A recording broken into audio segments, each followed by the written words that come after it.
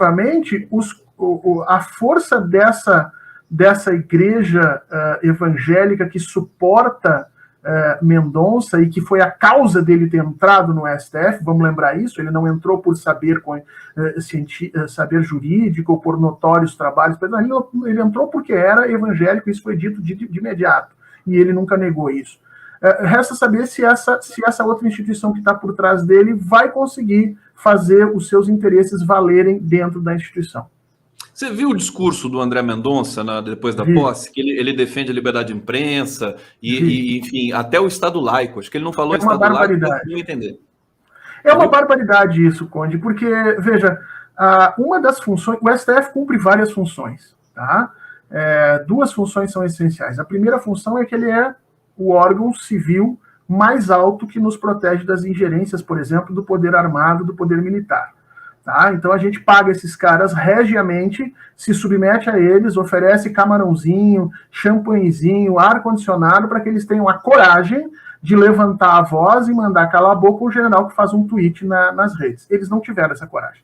Então isso já nos coloca numa situação complicada. Uma das outras funções do STF é ser um vigia hermenêutico das coisas, né? Ou seja, dizer qual é a interpretação correta das palavras, qual é a interpretação correta e os sentidos corretos das ordens dentro de uma sociedade. E todas as palavras são passíveis de ser reinterpretadas, ressignificadas. Portanto, quando André Mendonça fala em liberdade de expressão, Conde, ele não está falando na nossa liberdade de expressão, que significa para nós o direito das pessoas dizerem, dentro dos limites da sociabilidade, da civilização ocidental e das leis, aquilo que elas pensam. O que Mendonça tem na cabeça por liberdade de imprensa é o direito de dizer que negro precisa apanhar, que mulher tem que ficar na cozinha, entendeu? Que é isso. Essa é a liberdade de imprensa que Mendonça defende, que Jair Bolsonaro defende, e foi por isso que ele foi posto lá.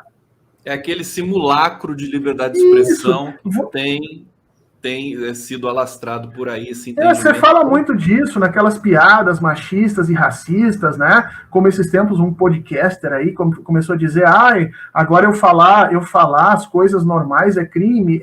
É isso que o Mendonça defende por liberdade de imprensa. Então, na realidade, o discurso dele foi eivado de lugares comuns e de palavras que ele ressignifica de uma forma completamente diferente do que a civilização ocidental do século XX fez. Ele, em realidade, falou uma série de ameaças e a gente achou que ele estava sendo correto.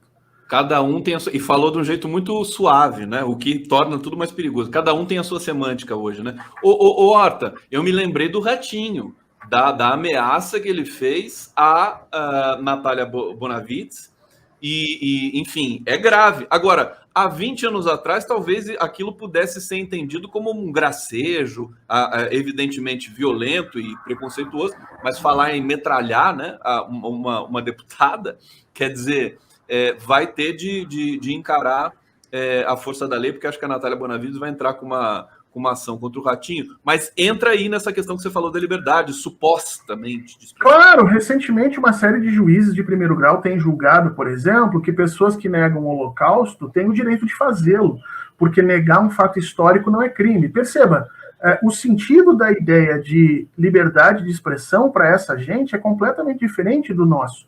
O sentido da ideia de democracia é diferente do nosso. Por exemplo, essa gente acha que autoritários são os grupos LGBTQI+, porque supostamente eles querem obrigar as pessoas a viverem no mundo deles. Veja, eles se arrogam um mundo, eles se adonam de um mundo e dizem que aqueles que querem simplesmente existir, simplesmente ter o direito de viverem em paz, esses são os autoritários, porque supostamente eles estão... Então veja como há uma transformação, uma inversão completa no sentido de democracia e autoritarismo.